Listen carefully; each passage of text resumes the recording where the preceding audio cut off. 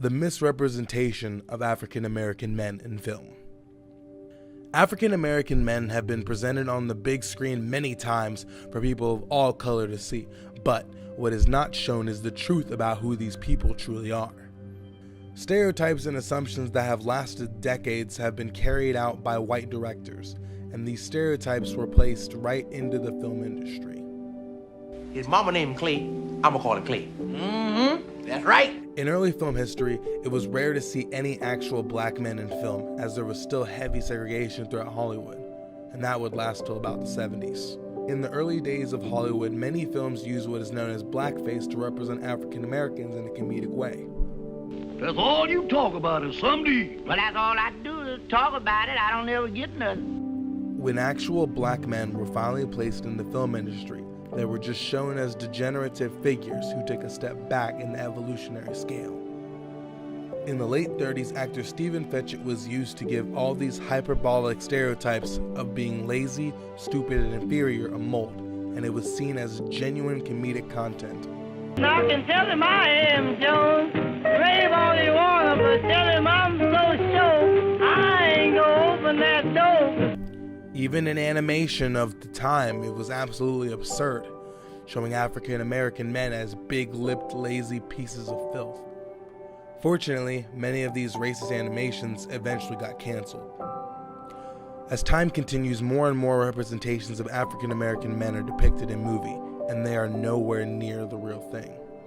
In the late 60s and early 70s, movies such as Slaves and Goodbye Uncle Tom, African American men were just used in film to be slaves in movies. Keep in mind that this is after the Civil Rights Movement, and iconic films like The Godfather, Clockwork Orange, and Jaws were just starting to appear in theaters, but all that black men could play at the time was a slave and a former slave. The timeline continues to move along, and amazing pieces of filmography such as Back to the Future, E.T., and Breakfast Club come up in the 80s, and African American men are just shown in films like Do the Right Thing. It is seen as a comedy, but it's supposed to address serious topics. Because of previous view on African American in non-slavery movies, it was seen as a comedy before anything else.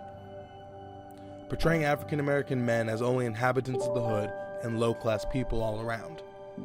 You the man. No, you the man. No, you the man. No, you the man. Friday, starring Ice Cube and Chris Tucker, shows how the public views what the hood is like. Sporadic, loud, obnoxious, pervy, violent, and always craving $1.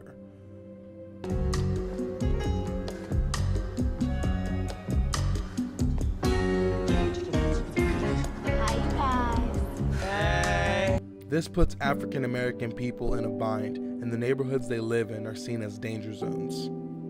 A very common misrepresentation of African American men is the overly aggressive and violent black man. This stereotype is very common in filmography of an actor named Samuel L. Jackson. He is used in films for comedic purposes because of his vulgar language and loud, aggressive actions. As much as he is a phenomenal actor, he's usually playing a character that is similar to the one before in the idea of what mannerisms are being portrayed. In Snakes on a Plane, he is dropping F-bombs. Had it with these motherfucking snakes on this motherfucking plane! In Pulp Fiction, he's dropping F-bombs. English, motherfucker, do you speak it? Yes, and you know what I'm saying. Even in Django Unchained, where he is geniusly used as a racist black man, he is still dropping F-bombs. She probably his wife. Now, why that German gives a fuck who that uppity son bitch is in love with, I'm sure I don't know. His versatility as a talented actor is many a times limited by the assumptions who he really is. This also casts a shadow over many other black men thinking that they will act the same way. In a recent film called Get Out, there is a representation of a realistic African American man as he is fearful of his white girlfriend's parents. It is a rational and real fear for all young African American boys and men across the country. The problem is with this film, to portray an accurate representation of a black man is to place the entire plot around race and fear of it as well.